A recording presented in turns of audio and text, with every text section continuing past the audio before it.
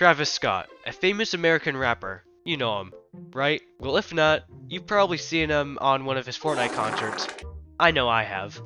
Recently, there was an Astroworld festival in a park in Houston, Texas, where 8 people died and many more were injured. Different articles have said different numbers of people were injured, but it was somewhere in between the range of 100 to 300 people. The way some of these people have died were from collapsing and fighting for air. There was non-stop movement, so people couldn't catch their breath. These people would be trampled on the ground and pushed around, also called crowd crush. You know how when someone gets punched in the chest and it knocks the air out of him? Well, same thing applies in this situation, but just constant pushing resulting in no time to breathe, ultimately leading to suffocation. Reacting to these tragic accidents, people started performing CPR. They shouted for help and begged for the concert to stop. And as for the corpses that weren't getting tended to, they were being crowd surfed. There was a video of a man and woman both screaming to a cameraman on stage to stop the show.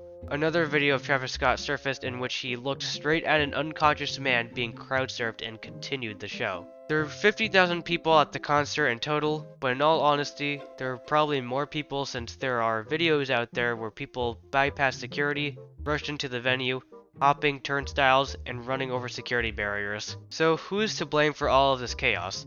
The answer is simple. Now you might be wondering, Travis Scott didn't do anything wrong because he didn't organize the event. Which in my response, I would have to say you are partially correct.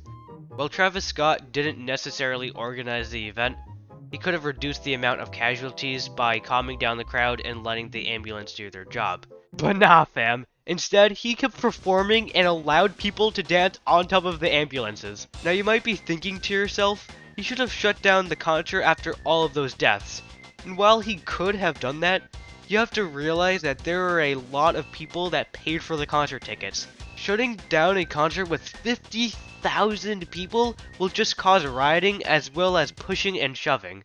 I want to end this video by saying that Travis Scott's and the event organizers' lack of action and responsibility was absolutely criminal. Should Travis Scott be put behind bars? I really don't think so. But I do think that the event organizers will most definitely get sued because of the results of this atrocious concert.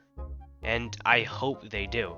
If you would like additional information on this tragedy, I've linked multiple sources in the description below so you can form your own opinions on the subject. Make sure to check them out. That's pretty much it. Peace.